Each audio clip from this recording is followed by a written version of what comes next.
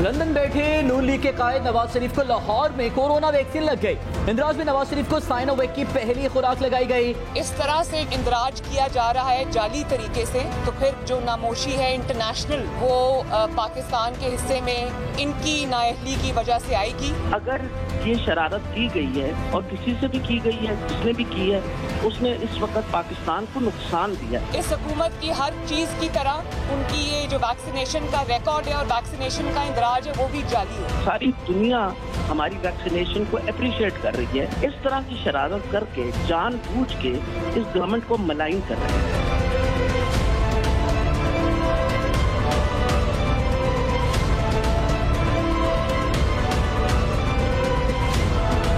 चोरों के गिर्द घेरा कर नॉन फाइलर्स के टेलीफोन और बिजली के कनेक्शंस बंद होंगे। ऑर्डिनेंस जारी कर दिया गया।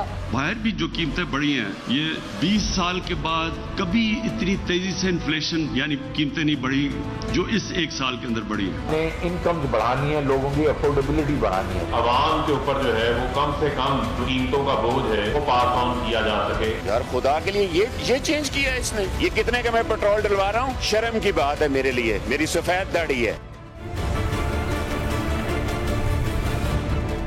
वज़ीर-ए-आज़म पाकिस्तान इमरान खान अक़वाम मुत्तहिदा जनरल असम्बली के 76वें इजलास से वर्चुअली खिताब करेंगे। ऐसी सूरत हाल में जहां एक जानिब भारत का पाकिस्तान मुखालिफ प्रोपेगेंडा अपने उरूज पर है और दूसरी जानिब भारतीय वज़ीर-ए-आज़म नरेंद्र मोदी खुद अक़वाम मुत्तहिदा इजलास में शिरकत के लिए 3 रोज़ा दौरे पर अमरीका में मौजूद हैं और अमरीकी सदर जो बाइडन समेत अहम शख्सियात से मुलाकातें भी उनके शेड्यूल में शामिल हैं। क्या पाकिस्तानी वज़ीर ख़ारिजा शाह महमूद कुरैशी वज़ीर-ए-आज़म इमरान खान की अदम मौजूदगी में सिफारती मुहाज़ पर ये खलापुर कर पाएंगे?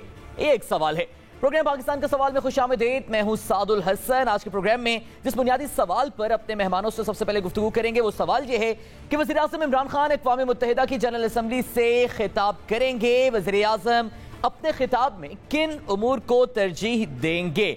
इस अहम सवाल पर गुफ्तगू करने के लिए जो मोअज़्ज़ज़ मेहमान हमारे साथ मौजूद हैं, सबसे पहले उनका तारुफ करेंगे। हमारे साथ मौजूद हैं रिफाई तज़कियाकार major general retired Ejaz Awan साहब और रज़ा रूमी साहब सीनियर जर्नलिस्ट हमारे साथ मौजूद हैं। आप दोनों अहबाब का बहुत बहुत शुक्रिया। जनरल साहब, सबसे पहले आपसे गुफ्तगू का आगाज़ करेंगे। वज़ीर-ए-आज़म का जो आज खिताब होगा उसमें जो अहम उमूर हैं उस पर तो हम आपसे तफसीलन बात करेंगे, लेकिन सबसे पहले ज़रा ये बताइएगा कि मौजूदा सूरत हाल अफगानिस्तान में जो हुआ, खित्ते की मौजूदा सूरत हाल, पाकिस्तान पर जो भारत के पाकिस्तान मुखालिफ प्रोपेगेंडा इस वक्त चल रहा है, इस सारी सूरत हाल में क्या आप समझते हैं कि वज़ीर-ए-आज़म पाकिस्तान इमरान खान को बज़ाते खुद जाकर अक़वाम मुत्तहिदा जनरल असम्बली में खिताब करना चाहिए था? उसकी सिग्निफिकेंस ज़्यादा होती सर? नहीं, मैं नहीं समझता कि उनके जाने या न जाने से कोई फ़र्क पड़ता है। अच्छा। एक टाइम स्लॉट अलॉटेड है और उसमें टाइम में जो उन्होंने यूनाइटेड नेशन जनरल असम्बली से खिताब करना है वो पूरी दुनिया सुन रही होगी और वो बात कर रहे होंगे। जब पिछली दफ़ा वो वहाँ गए थे तो वहाँ भी उन्होंने खिताब किया, तो उसके बाद क्या दुनिया का क्या रिस्पॉन्स था? क्या कश्मीर से वो पाबंदियाँ उठा ली गई? दुनिया में रियल पॉलिटिक है और वो दुनिया अपने मकासद को देखते हुए, अपने स्ट्रेटजिक इंटरेस्ट को देखते हुए, अपने मफाद को देखते हुए मूव करती है। इससे बड़ी बहुत बड़ी धुआंधार और ज़ोरदार तकारीर यूनाइटेड नेशन के प्लेटफॉर्म पर पहले बहुत सारे हमारे पॉलिटिकल लीडरशिप कर चुकी है, लेकिन 74 ईयर्स में क्या तब्दीली हमें नज़र आई है? तो मकसद ये है कि यहाँ पे जब ये खिताब यहाँ से करेंगे उसका इम्पेक्ट बिल्कुल वही होगा जो वो वहां से खिताब करते। अब देखना ये है कि वो किन इश्यूज पे बात करते हैं, ठीक है, किस तरीके से अपना मुद्दा दुनिया के सामने रखते हैं, and how logically and well constructed his speech is. उससे फर्क पड़ेगा। फिजिकल मौजूदगी से कोई फर्क मेरी जात में मेरी समझ में नहीं पड़ता। ठीक है जनरल साहब, उनकी तकरीर के मौज़ूआत पर हम अभी आपसे बात करेंगे। रज़ा रूमी साहब, इसी सवाल पर आपका तज्ज़िया भी हम जानना चाहेंगे कि आप ये समझते हैं जनरल साहब जो बात करें वो उससे आप मुत्तफिक हैं कि वज़ीर-ए-आज़म के वहाँ जाने या ना जाने से कोई फ़र्क नहीं पड़ेगा, क्योंकि जो स्लॉट अलॉटेड है उसमें तो उन्होंने खिताब करना है, लेकिन जब वहाँ पर जाते हैं तो ज़ाहिर है फिर साइड लाइन्स में मीटिंग्स भी होती हैं। क्या वज़ीर-ए-आज़म का जाना ना जाना एक बराबर है सर? देखिए, जहां तक तो अक़वाम मुत्तहिदा का सवाल है तो वहां तो वो अपनी, जैसे अभी जनरल साहब ने कहा, अपने मुकर्ररा स्लॉट पर वो तकरीर करेंगे। पाकिस्तान का मौक़िफ़ जो है मुख्तलिफ आलमी अमूर के ऊपर वो दुनिया को बताएंगे। वो तो मेरे ख्याल से इतना फ़र्क नहीं पड़ता। ویسے بھی کووڈ کے بعد آپ کو یاد ہے 2020 میں بھی. اور اچھا رضا رومی صاحب توقف کیجیے گا، قطع کلامی معاف. یہاں پر ہمیں ایک بریک پہ جانا ہے، بریک سے واپس آ کے آپ سے گفتگو کا سلسلہ آگے بڑھائیں گے.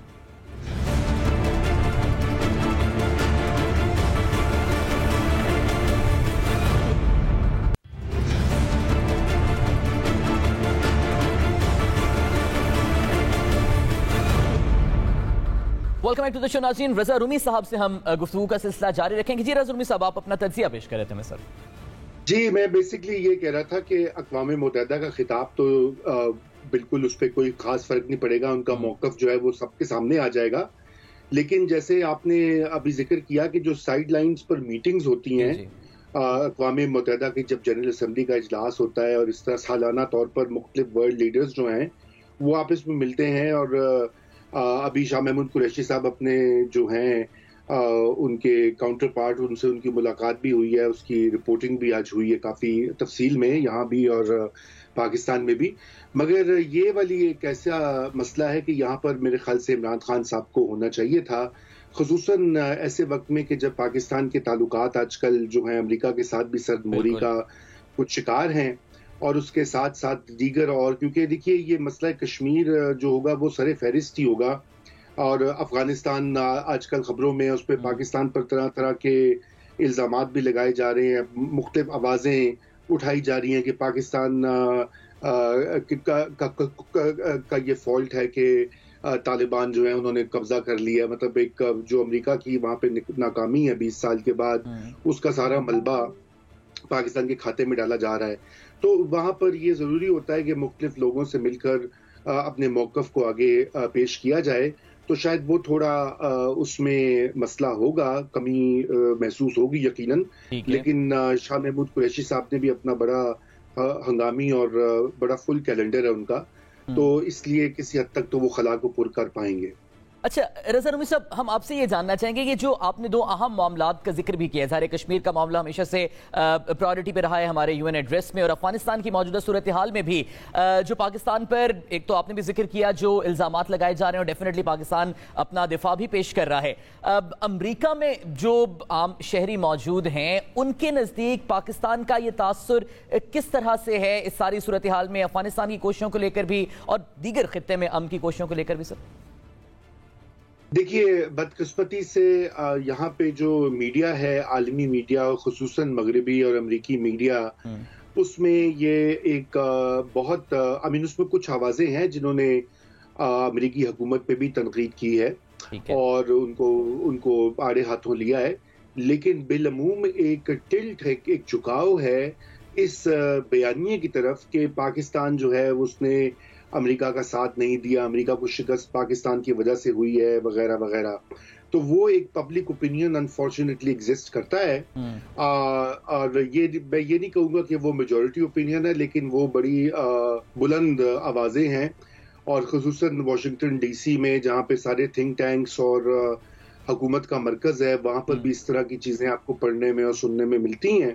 تو وہ ایک یقیناً ایک بہت بڑا چیلنج ہے پاکستان کی سفارت کاری کے لیے اور سیاسی سطح کے اوپر، اور اس کو ڈیل کرنا پڑے گا، کیونکہ امریکہ سے تعلقات جو ہیں وہ ہم نہ تو ہم مکمل طور پہ امریکی ایجنڈے کو قبول کر سکتے ہیں، نہ ہی ہم امریکہ کو الگ کر سکتے ہیں، کیونکہ مسئلہ جو ہے ہماری معیشت کا، ہمارے معاشی صورتحال جو ہے اس کے لیے ہمیں مغرب کے ساتھ ہی چلنا پڑے گا فی الحال آنے والے سالوں میں. تو جب تک ہم خود انحصاری کی طرف نہیں جاتے، ہماری معیشت مضبوط نہیں ہوتی، اپنے پاؤں پہ کھڑے نہیں ہوتے، ہمیں IMF کی ضرورت نہ رہے، ورلڈ بینک کی ضرورت نہ رہے، تو اس وقت تک تو یہ ٹھیک ہے. مگر اس کے ساتھ یہ بھی نہ بھولیے کہ جو پاکستانی ایکسپورٹس ہیں وہ تقریباً $5 ارب سے زائد جو ہیں وہ امریکہ کو آتی ہیں. تو ہمارے جو فیکٹریز ہیں، ہمارے کارخانے، ہمارے ورکرز، ان کو وہ ملتا ہے جو اس سے ایکسپورٹ سے معاوضہ ملتا ہے، یہ پاکستان میں جاتے ہیں پیسے.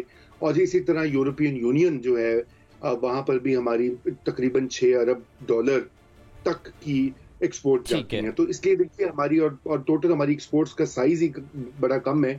تو اس لحاظ سے یہ دو مغربی جو ڈیسٹینیشنز ہیں یہ بڑی اہم ہے پاکستان کی معیشت کے لیے. جی ٹھیک ہے. اچھا جنرل صاحب، اس سے پہلے کہ ہم پرائم منسٹر کے جو متوقع خطاب ہے اس کے ایگزیکٹ کانٹینٹس پہ بھی بات کریں اور جو بیانیوں کی جنگ ہے اس پر بھی آپ سب نے تفصیلاً بات کریں، لیکن جو ابھی یہ تازہ ترین ڈیولپمنٹ سامنے آئی ہے، پرائم منسٹر عمران خان کا جو آئی ایس آئی ہیڈ کوارٹرز کا دورہ، آرمی چیفز بھی ان کے ساتھ ہیں اور کے پی کے اور بلوچستان کے جو وزرائے اعلیٰ ہیں وہ بھی ان کے ساتھ ہیں، اور افغانستان کی جو صورتحال ہے اس پر ڈی جی آئی ایس آئی کی جانب سے بریفنگ دی جا رہی ہے. سر آپ اپنی ایکسپرٹیز میں کیا سمجھتے ہیں، کیا یہ روٹین کی بریفنگ ہے یا موجودہ صورتحال میں اس بریفنگ کی اور اس دورے کی کچھ اہم سگنیفیکنس ہے؟ سر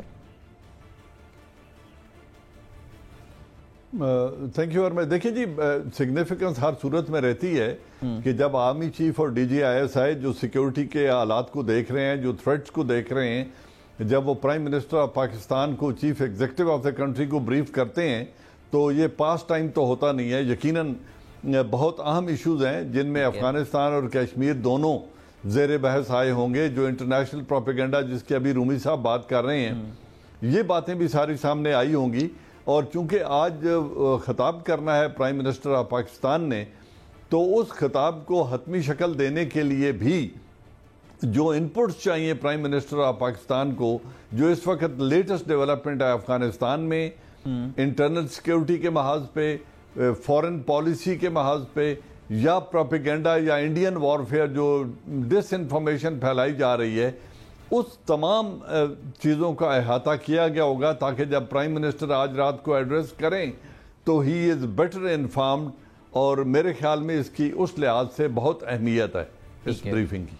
اچھا جنرل صاحب، جس پروپیگنڈا کا ہم ذکر کر رہے ہیں اس میں تو کوئی شک نہیں ہے بھارت کی جانب سے پاکستان مخالف پروپیگنڈا کیا جاتا ہے، جس کے اثرات ابھی ہم نے حالیہ کرکٹ ٹیم کے دوروں کی منسوخی کی صورت میں بھی دیکھے، پھر افغانستان صورتحال میں بھی ہم نے دیکھے. اب پاکستان کی جانب سے ڈوزیر بھی پیش کیے جاتے ہیں، کاؤنٹر نیریٹوز بھی پیش کیے جاتے ہیں، لیکن پھر سر کیا وجہ ہے کہ بھارت جو یہ جعلی پروپیگنڈا کرتا ہے جس کو پاکستان ثابت بھی کرتا ہے، اس کے وزیر اعظم کو امریکہ میں ویلکم بھی کیا جاتا ہے، بائیڈن کے ساتھ اہم ملاقاتیں بھی شیڈول ہوتی ہیں، لیکن پاکستان جو اپنا دفاع پیش کرتا ہے، بھارت کے جھوٹے پروپیگنڈا کو بے نقاب کرتا ہے، وہ ابھی بھی انتظار کرتا ہے کہ ہماری جو کاوشیں ہیں ان کو سراہا جائے، مخلصانہ کاوشوں کو.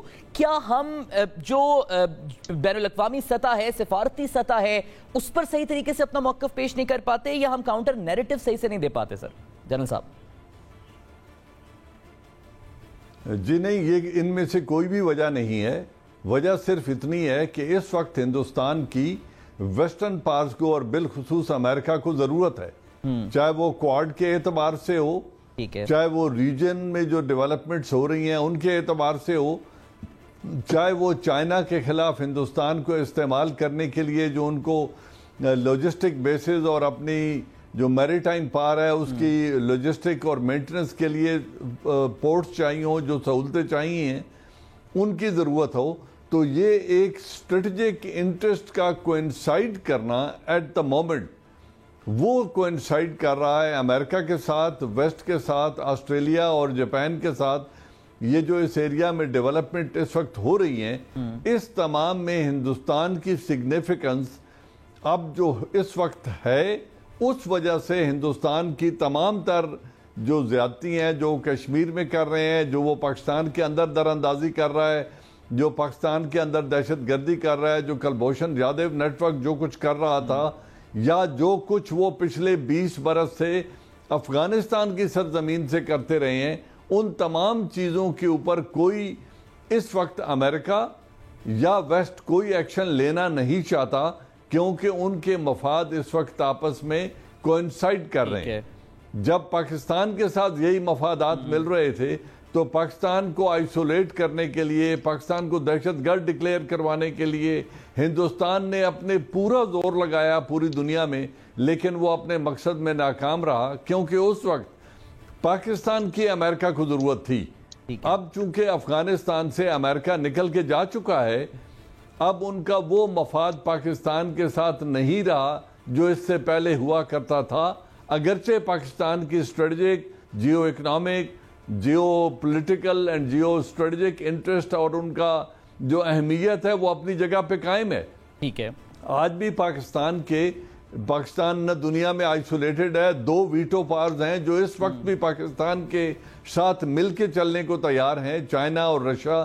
اور جس طریقے سے 8 ممالک نے اپنی انٹیلیجنس کانفرنس اس پاکستان کی دعوت پہ بلائی، تو اب جو جیو اسٹریٹجک ایکویشنز ہیں وہ تبدیل ہو رہی ہیں اور ان میں ایک طرف ایک واضح ٹلٹ نظر آ رہا ہے ہندوستان کی طرف اور جو ہمارے ریجن میں واضح ٹلٹ نظر آ رہا ہے پاکستان کی طرف۔ اب اس کو دیکھتے ہوئے آگے کس طریقے سے چلنا ہے، اپنے آگے کی منصوبہ بندی کس طریقے سے کرنی ہے، کیونکہ ہم امریکن خواہشات پہ عمل نہیں کر سکتے۔ بالکل ٹھیک ہے۔ جو کچھ امریکہ اب ہم سے چاہتا ہے وہ سب کچھ دینا ممکن نہیں ہے، تو کنسٹرکٹیو انگیجمنٹ امریکہ کے ساتھ ایک طرف ضروری ہے، لیکن ایسی بات نہیں ہے کہ آپ اپنے اسٹریٹجک مفادات پہ تو سمجھوتا کر لیں، چاہے وہ کشمیر کے حساب سے ہو، چاہے وہ چائنا کے ساتھ جو ہمارے معاہدے ہیں وہ ہوں، یا ہمارے نیوکلیئر جو آرسنل ہے اس کے بارے میں، تو ان تینوں چیزوں کے بارے میں کوئی کمپرومائز ہو نہیں سکتا۔ ٹھیک ہے۔ اچھا رضا رومی صاحب، بڑی امپورٹنٹ بات ہو رہی ہے وے فارورڈ کی۔ پاکستان واضح کر چکا ہے کہ ہم امریکہ کے ساتھ امن میں شراکت دار ہو سکتے ہیں، جنگ میں نہیں ہو سکتے، یہ تو پاکستان نے واضح کر دیا ہے۔ اب افغانستان کی صورتحال پر پرائم منسٹر عمران خان کا ایون پرائم منسٹر بننے سے پہلے بھی جو موقف تھا آج بھی وہی قائم ہے کہ جنگ کسی بھی مسئلے کا حل نہیں ہے اور دنیا کے دیگر ممالک کو امن سے تسلیم کر لینا چاہیے تاکہ خطے اور obviously دنیا کی سیکورٹی معاملات بہتر ہو سکیں۔ آپ کیا سمجھتے ہیں آج کا جو متوقع خطاب ہے پرائم منسٹر عمران خان کا، اس میں افغانستان کے حوالے سے لے کر پاکستان کی یہی پالیسی سٹیٹمنٹ قائم رہنی چاہیے؟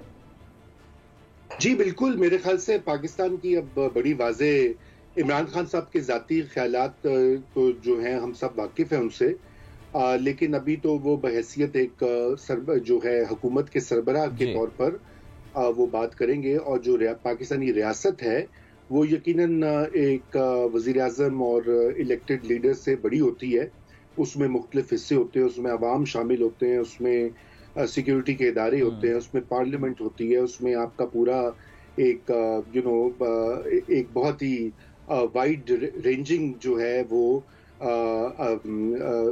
آوازیں ہوتی ہیں۔ تو عمران خان صاحب کی نمائندگی کریں گے۔ ہمارا موقف بڑا کلیئر ہے کہ ایک تو یہ کہ ظاہری بات ہے ہم امن چاہتے ہیں خطے میں، پاکستان کو سب سے زیادہ نقصان ہوتا ہے اگر بے چینی ہو، خانہ جنگی ہو اور قتل و غارت ہو ہمارے پڑوس میں، تو سب سے پہلے تو وہاں پہ پیس بلڈنگ جو ہے جسے کہتے ہیں وہ اس کے اوپر ہماری فوکس ہے۔ پھر پاکستان نے طالبان کو کئی بار پبلک میں بھی پرائیویٹ میں بھی کہا ہے کہ وہ دنیا کے ساتھ چلیں، انکلوسیو حکومت بنائیں، اور دنیا کو بھی یہ بار بار باور کروایا کہ آپ طالبان سے انگیج کریں اور دنیا اس کو ابینڈن نہ کریں، کیونکہ وہاں پہ ایک اور کرائسس جو ہے انسانی ہیومینیٹیرین کرائسس جو ہے وہ بڑھ رہا ہے وہاں پر، جو ہے چاہے وہ کھانے پینے کی اشیاء ہوں، حکومت چلانے کا خرچہ ہو، اس کے اوپر جو مغرب کی کمٹمنٹس ہیں وہ ان کو پورا کرنا ان پر لازم ہے، کیونکہ 20 سال انہوں نے وہاں پہ جا کر بمباری کی ہے۔ تو یہ ہمارا ویو تو بڑا کلیئر ہے۔ سوال یہ پیدا ہوتا ہے کہ یہ ویو جو ہے ہم اس کو کس طرح سے دنیا کو باور کروا سکتے ہیں۔ اس کے لیے UN کا خطاب امپورٹنٹ ہوتا ہے، لیکن اس کے ساتھ ساتھ جو دو طرفہ ملاقاتیں ہوتی ہیں، بائی لیٹرل جو انگیجمنٹ ہوتی ہے مختلف بڑے ممالک کے ساتھ، وہ بھی بڑی اہم ہوتی ہے۔ اس میں برطانیہ سر فہرست ہے، برطانیہ کے ساتھ اچھے تعلقات ہمارے ہیں ابھی، وہ بڑا رول پلے کرتا ہے۔ اسی طرح مشرق وسطیٰ کی جو ریاستیں ہیں UAE اور سعودی عربیہ، جن کا اثر بھی ہے امریکہ کے ساتھ، ان کے بھی اچھے تعلقات ہیں ویسٹ کے ساتھ، تو وہاں بھی ہمیں وہ بات کرنے کی ضرورت ہے۔ اور پھر چین جو ہے وہ تو خیر ہمارا ایلائی ہے ہی، لیکن اس کا رول آج امریکی جو ہیں سیکریٹری بلنکن، انہوں نے بھی ذکر کیا ہے اس کا۔ تو پاکستان کو بڑی ایک جو ہے اس وقت ڈیلیکیٹ پوزیشن میں ہے، اس کو چلنا بھی ہے، اس کے ساتھ دنیا کے ساتھ بھی چلنا ہے، طالبان کے ساتھ بھی چلنا ہے۔ تو ان ساری چیزوں کو ہینڈل کرنے کے لیے اس میں جو سب سے اہم چیز ہے وہ افیکٹو سفارت کاری ہے، مؤثر اور جسے کہتے ہیں سست روی کا، بزنس ایز یوزول نہ ہو جو ہماری بیوروکریسیز میں ہوتا ہے، بلکہ آپ کو پرو ایکٹیو ڈپلومیسی کرنی پڑے گی، اور یہ جو خدشات ہیں دنیا کے اور لوگوں کے، ان کو دور کرنا پڑے گا۔ ٹھیک ہے، بہت بہت شکریہ رضا رومی صاحب اور میجر جنرل ریٹائرڈ اعجاز امان صاحب، ہمارے ساتھ آپ موجود تھے۔ ناظرین بریک کے بعد واپس آئیں گے اور دیگر معاملات پر آپ سے گفتگو کریں گے۔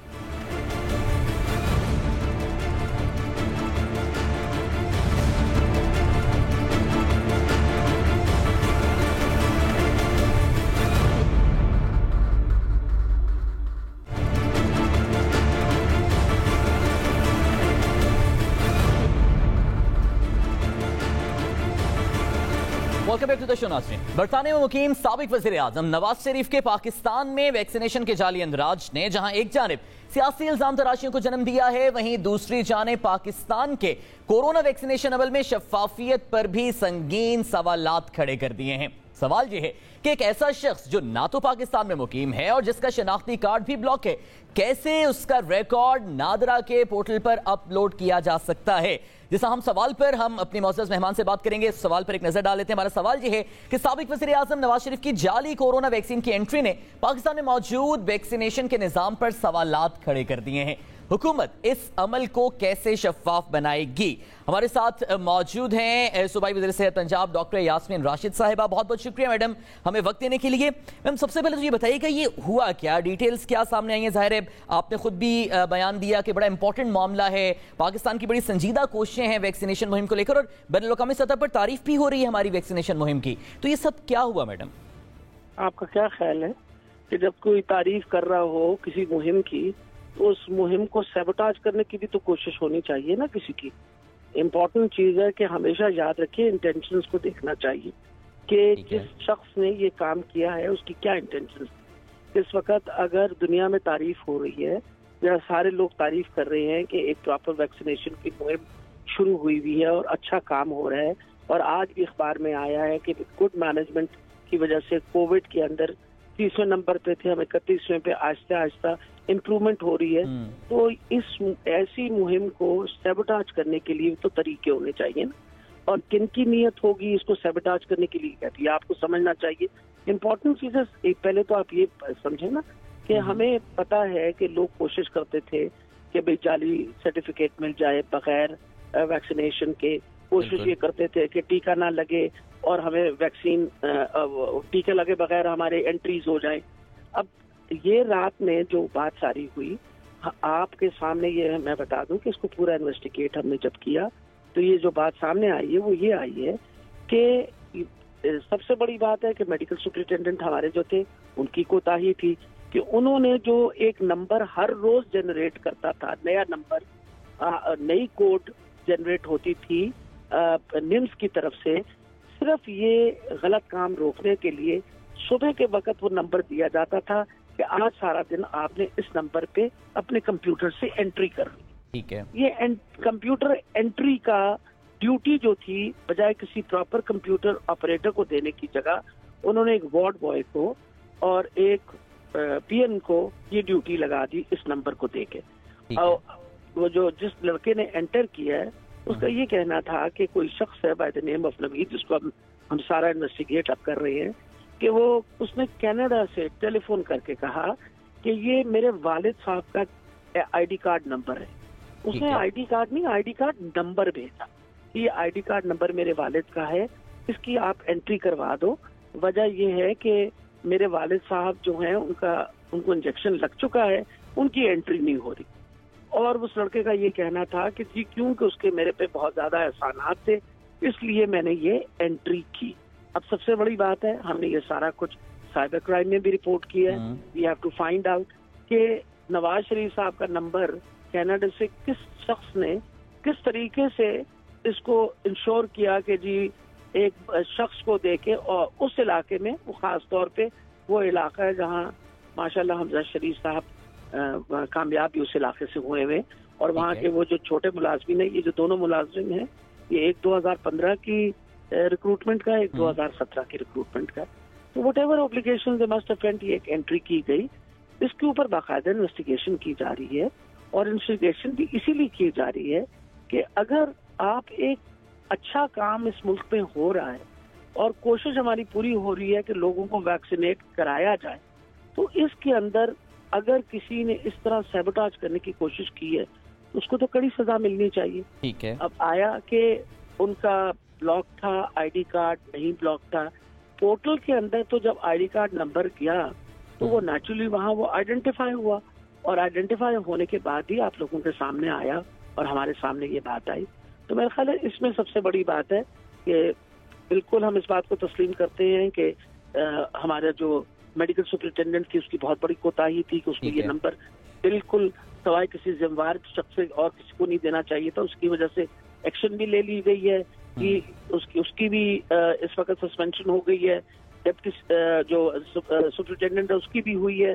उसके अलावा बाकायदा पीड़ा एक लगा के सबकी इन्वेस्टिगेशन हो रही है। साइबर क्राइम में भी ये बात रिपोर्ट हुई है।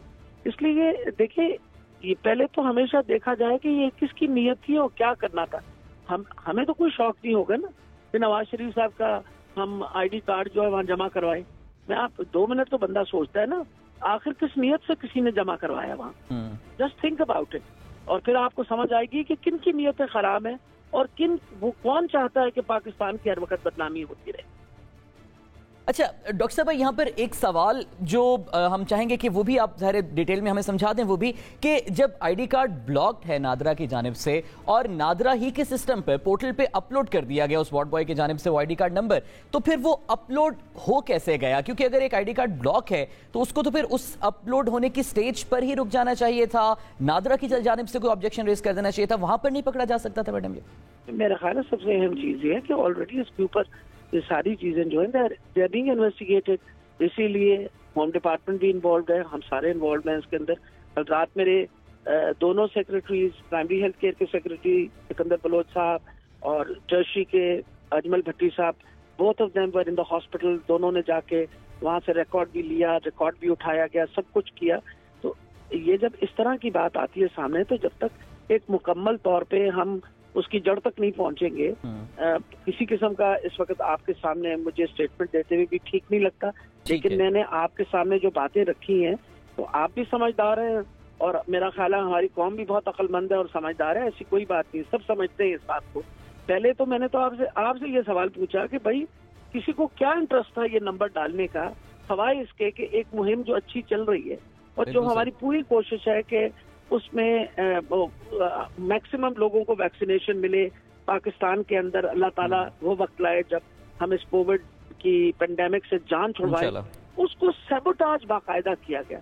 यानी जिसने भी ये किया है वो पाकिस्तान दुश्मन है, वो बंदा ऐसा है जो पाकिस्तान की इंटेग्रिटी को डैमेज कर रहा है, वो ऐसा इंसान है जिसने अंडरमाइन करने की कोशिश की है। तो अगर इसके पीछे, ये तो पकड़ ही लेंगे ना, we will finally catch out इसके पीछे कौन था। लेकिन इसके पीछे यकीनन हुकूमत तो नहीं हो सकती, इसके पीछे यकीनन हुकूमत तो नहीं होगी ना, तो इसके पीछे कौन है? ये सवाल तो आपको भी सोचना चाहिए और पूछना चाहिए किसी को। बिल्कुल ठीक है, बहुत बहुत शुक्रिया डॉक्टर यास्मीन राशिद साहब हमारे साथ मौजूद थी। इस सारे इशू पर हमें जो अब तक हुकूमत की जानिब से पेशरफ की गई और तहकीकात की गई उससे हमें आगाह करें। नाज़रीन, यहाँ पर वक्त एक ब्रेक का, ब्रेक से वापस आएंगे और दीगर मामलों पर बात करेंगे।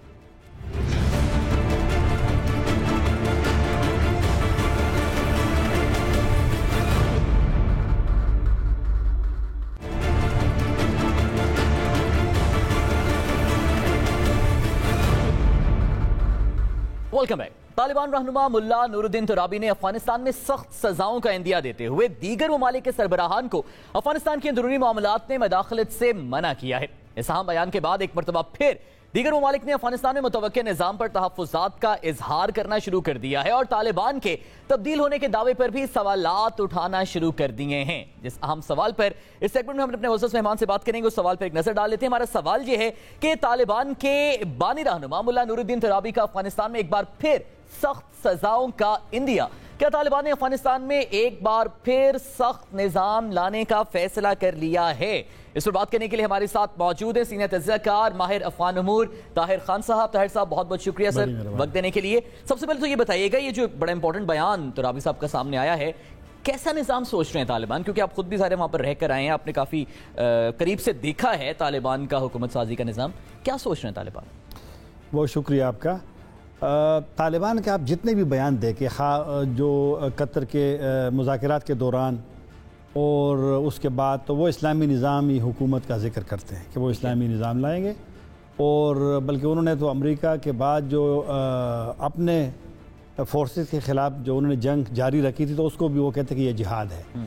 तो उनके सोच में तो कोई फ़र्क नहीं है, वो तो वही सोच है और वो यही कहते हैं। उनके पास जो दलील है, जिस तरह तुराबी साहब का आपने कहा, तो उनके तो वही दलील है कि उन्होंने इस काम के लिए, इस्लामी निज़ाम के लिए उन्होंने 20 साल जो जंग की है, तो उसी की बुनियाद पर। तो मेरे ख्याल में अपने लोगों को मुतमईन करना उसके लिए बड़ा चैलेंज है। तालिबान के बहुत चैलेंज है, किस तरीके से रिकग्निशन होगी, अपने जो वहाँ पर इकनॉमिक अब बहरान पैदा हुआ है, ان کا وہ کیسے مقابلہ کریں گے. ابھی رپورٹس آ رہی کہ ان کا جو صحت کا نظام ہے وہ کولیپس ہونے کے قریب ہے کیونکہ دنیا ان سے وہ نہیں کر رہی ہے تعلق. تو لہٰذا اب یہ ان کی مجبوری ہے کیونکہ ان کی جو ملٹری سوچ ہے, کمانڈرز ہے, انہوں نے جنگ لڑی ہے وہاں.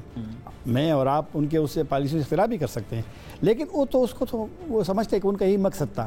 تو میرے خیال میں ترابی صاحب کا جو بیان ہے یہ اسی تناظر میں ہے. اور لوگ تو ان سے, اپنے لوگ تو پوچھیں گے بھی کہ اگر آپ نے اتنی وہ 20 سالہ آپ نے جنگ کی ہے تو اب کیا ہونے والا ہے. تو میرے خیال میں یہ کریں گے وہ یہ لیکن اس نے ایک بات کی ہے کہ اب وہ اس طرح پبلکلی نہیں ہوگا. ہاں میں اس کی حکومت میں جب طالبان کی تھی, میں نے خود وہاں پر فٹ بال گراؤنڈ ہے بہت بڑا کابل شہر کے اندر, اور یہ ہاتھ کا اور پاؤں کاٹنا میں نے خود بھی دیکھا ہے وہاں پہ.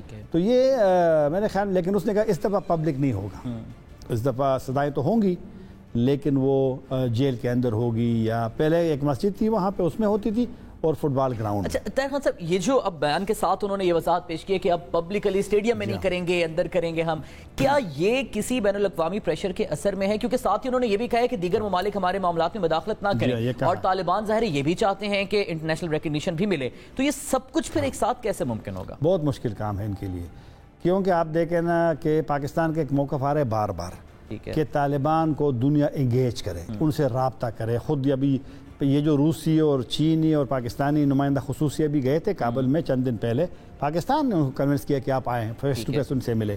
اور جو میری معلومات ہے اس میٹنگ میں انہوں نے کہا تھا, پاکستانی نے زیادہ نہیں بولا اس میں, روسیوں کو موقع دیا, چائنیز اسپیشل انوائے کو موقع دیا, اور انہوں نے اس سے یہی کہا طالبان سے کہ آپ مغرب سے کلیش نہ لیں, آپ اپنے تھوڑا سا کچھ اقدامات ایسے اٹھائیں کہ دنیا کنونس ہو سکے آپ کے اس سے, جو آپ ریکگنیشن اگر چاہیں گے. تو لہٰذا اب طالبان کے لیے بہت زیادہ چیلنجز ہیں, کیونکہ ایک تو انہوں نے اسلامی امارت کا اعلان کیا, دنیا نے اس کی مخالفت کی تھی, اپنے امیر کو امیر المومنین اس کا اعلان کیا, یہ بھی ایک مطلب ایک مشکل پیدا کر لیا. ابھی تک خواتین کی مطلب ہے کہ کالجز یونیورسٹیاں جو حکومت کی ہے وہ نہیں کھلی, ان سے بار بار کہہ رہے ہیں. تو لہٰذا طالبان کے لیے مشکل بڑھ رہی ہے. امریکہ نے اس کے 6.9 ارب ڈالر جو ہے وہ روک لیے ہیں. تو بہرحال ان کے لیے اب مشکلات پیدا ہو رہی, لیکن اب ان کا امتحان ہے طالبان کا کہ آیا, کیونکہ حکمت بھی ہے کام ہے, سعودی عرب بھی ہے, پاکستان بھی ہے, ایران بھی ہے, دنیا کے ساتھ کو چلنا ہے. میں نہیں کہہ رہا ہوں کہ آپ بیسک جو آپ کا پرنسپل ہے اس پہ آپ وہ کریں, کمپرومائز کریں, کیونکہ وہ بھی ان کی ایک مجبوری ہے. لیکن اگر آپ نے دنیا کے ساتھ چلنا ہے تو حکمت جو ہے اس کے, وہ لوگ کہتے ہیں نا کہ پونک قدم رکھنا کس طرح کہتے ہیں وہ, تو اسی طرح آپ نے دنیا سے مصلحت والی بات کرنی ہے. اچھا طاہر خان صاحب, جب طالبان کی پیش قدمی جاری تھی اور ابھی کابل پر پورا کنٹرول نہیں ہوا تھا, تب ظاہر ہمارے پروگرامز میں آپ اور دیگر تجزیہ کار آتے تھے, تو ایک یہ سوال, یہ تجزیہ ہوتا تھا کہ بین الاقوامی چلو دباؤ ہوگا, ایک اندرونی معاملات بھی بہت بڑے ہوں گے کہ 20 سال کے عرصے میں جو افغانستان میں عوام ہیں وہ بھی تبدیل ہوئی ہیں, جو ان کی دوسری نسل ہے, ظاہر ہے وہ ثقافتی طور پر بھی ان کی سوچ بھی کافی تبدیل ہوئی ہے. تو طالبان اب اپنے نظریے کو, اپنے ان قوانین کو متفق کروا پائیں گے اپنی عوام پر؟ کیونکہ آپ تو عوام سے, یہ بڑا اہم سوال ہے, یہ بڑا اہم سوال ہے. اور اب طالبان بڑے حساس ہے, وہ مانیٹرنگ کرتے ہیں, تمام میڈیا کو دیکھتے ہیں, چھوٹی چھوٹی چیزوں پہ وہ لیتے ہیں. لیکن آپ نے بالکل زبردست 20 سال جیسے بھی تھی, جنگ بھی تھی, لیکن 2-3 مرتبہ وہاں الیکشن ہوئے, ٹھیک ہے جناب, 2 مرتبہ کرزئی صاحب, بلکہ 4 مرتبہ الیکشن ہوئے, اور وہاں پہ آئین تھا, وہاں پہ آزاد میڈیا. دیکھو جو حقائق ہے اس سے میں انکار نہیں کر سکتا, جس طرح ہماری میڈیا ہے اسی طرح, بلکہ تھوڑا سا اگر 2 نمبر ان کو اور دے دیں تو آزاد میڈیا تھی. پھر نئی نسل آ گئی تھی, اور اب لوگ آزادی پہ کمپرومائز نہیں کرتے. ٹھیک ہے, اس لیے طالبان کو بھی سوچنا پڑے گا کہ اگر آپ نے اپنے لوگوں کو بھی, یہ لوگ کیوں بھاگ رہے ہیں, میڈیا جو ہے نا, کہ خیر کچھ لوگوں کو تو موقع ملا کہ بس چلے جاؤں, لیکن BBC مکمل چلی گئی, ٹوٹل فشتو فارسی والے.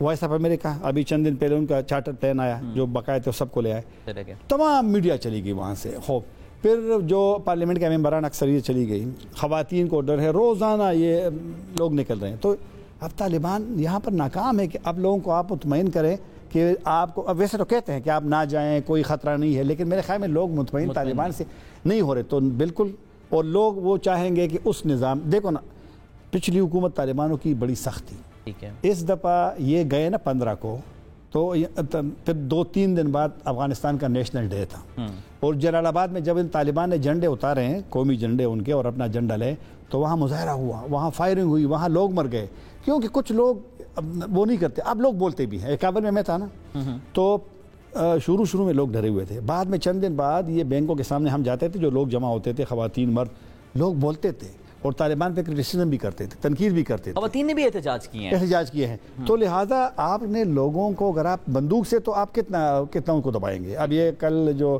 ان کے وزیر دفاع ہے ملا یعقوب کا ایک آواز میں ایک میسج آیا ہے، اور انہوں نے کہا ہے کہ طالبان نے کچھ لوگوں کو مارا ہے، انہوں نے تسلیم کیا ہے، اور لوگوں کو گھروں میں چاپے مارے ہیں، یہ غلط ہے، ہمیں اختیار نہیں، کیونکہ لوگ بڑے حساس ہوتے ہیں۔ ٹھیک ہے، جب آپ کسی کی اس پہ ہٹ کریں گے نا، اس کی انا پہ، یعنی طالبان بھی اس چیز کو تسلیم کریں کہ کریں گے، بھی تبدیل ہیں۔ ظاہر بات ہے۔ طاہر خان صاحب، بچیوں کی خاص طور پہ جو تعلیم کے حوالے سے تحفظات جس کی وجہ سے خواتین نے احتجاج بھی کیا ہے، کیا آپ سمجھتے ہیں کہ آنے والے دنوں میں طالبان اجازت دیں گے اپنے اسکول کالج یونیورسٹیز میں بچیوں کو؟ اس کے لیے کوئی اور چارہ نہیں ہے، آپشن نہیں ہے۔ اگر آپ نہیں کریں گے تو پھر آپ پاکستان سے بھی توقع نہیں کر سکتے کہ آپ کو تسلیم کرے گا، اور انہوں نے انکار نہیں کیا۔ طالبان نے یہ نہیں کہ طالبان کہ ہم نظام بنا رہے ہیں، سسٹم بنا، خواتین سے کہا کہ آپ کو تنخواہ گھر پہ ملے گی، آپ جب تک نظام نہ ہو تو پھر آپ گھروں پہ رہیں، اور اس طرح لڑکیوں کو کہ کالج اور یونیورسٹیوں میں ابھی تک نہیں، لیکن دنیا چاہتی ہے کہ یہ کام جلدی کرے، کیونکہ وہاں پر ایک ریئیکشن بھی آ رہا ہے۔ تو وہاں کی اپنی خواتین کیا اتنی مضبوط ہیں کہ وہ اپنا حق طالبان سے لے سکیں؟ کیونکہ عمران خان صاحب نے تو اپنے انٹرویو میں کہا ہے بالکل مضبوط ہے، وہ خواتین لے لیں گے اپنے، بالکل مضبوط ہے، اور وہ جس طرح میں نے کہا کہ پہلے لوگ ڈرتے تھے، نہیں بولتے تھے، اب لوگ بولتے ہیں۔ یہ حامد کرزئی صاحب بھی خاموش تھا نا، بالکل، لیکن اب حامد کرزئی صاحب نے انٹرویو شروع کر دی ہے، وہ بھی تھوڑا تنقید کرتا ہے۔ تو میرے خیال میں، اور ویسے بھی یہ ایک پارٹی کے لیے افغانستان چلانا جو ہے یہ مطلب ایک آسان نہیں ہوگا۔ یہ جو انکلوسیو گورنمنٹ کی بات ہوتی ہے نا، جامع حکومت کی یا وسیع البنیاد حکومت کی، تو یہ پاکستان کی بھی یہی تجویز ہے۔ طالبان تھوڑے سے ناراض ہوئے ہیں، امریکہ، سب یہی چاہتے ہیں، اور جب آپ دنیا کی بات مانیں گے تو پھر دنیا آپ کے ساتھ اگر تسلیم نہیں بھی کرے گی، لیکن آپ کے ساتھ معاملات کرے گی، آپ کے ساتھ وہ چلے گی، کیونکہ دنیا کے لیے بھی ایک مشکل بھی ہے۔ یونائٹڈ نیشن سلامتی کونسل کی قرارداد موجود ہے گزشتہ 2020 کی کہ اسلامی امارات کی بحالی کے ہم مخالف ہیں۔ ٹھیک ہے، پاکستان، چین، روس کا مارچ میں جب ٹرائیکا پلس ہوا تھا ماسکو میں، یہی بیان انہوں نے بھی کہا تھا کہ وہ ان کی، لیکن انہوں نے کر دیا ہے۔ تو آپ نے اپنے لیے مشکلات پیدا کیے، چلو ایک سائڈ پہ آپ نے مشکل پیدا کر لی، دوسرے پہ آپ نرمی دکھائیں تو دنیا شاید آپ کی طرف، کیونکہ دنیا اگر طالبان کو نہیں کرے گی تو افغانستان ایک نئے بحران کی طرف چلا جائے گا۔ کیونکہ دنیا کو پہلے بھی یہ کنسرن تھا کہ طالبان ریجڈ ہیں، تو اگر کہیں نہ کہیں وہ تسلیم کرنا شروع کریں گے معاملات، تو دنیا بھی ان کی تسلیم نہیں، امریکہ کو اپنے لوگوں کو کنونس کرنا پڑے گا۔ اگر آپ کو تسلیم کرتے، چلو ہمارے یہاں تو آپ کو پتہ ہے نا، پارلیمنٹ میں بس نہیں ہوتی، بس جو فیصلہ، لیکن دنیا ایسا نہیں کرے گی۔ دنیا دیکھے گی کہ طالبان اپنے لوگوں کو پوچھیں گے ان سے کہ وہاں تو ہیومن رائٹس کا یہ مسئلہ ہے، وہاں تو خواتین تعلیم کا یہ مسئلہ ہے، وہاں تو یہ مسئلہ ہے، تو وہ آسان نہیں ہوگا طالبان کے ریکگنیشن کا مسئلہ۔ ٹھیک ہے، بہت بہت شکریہ طاہر خان صاحب ہمارے ساتھ موجود تھے اور افغانستان کی صورتحال پر اپنے ماہرانہ رائے اور تجزیے سے آگاہ کریں۔ ناظرین، وقت ہوا ہے بریک کا، واپس آئیں گے اور دیگر معاملات پر بات کریں گے۔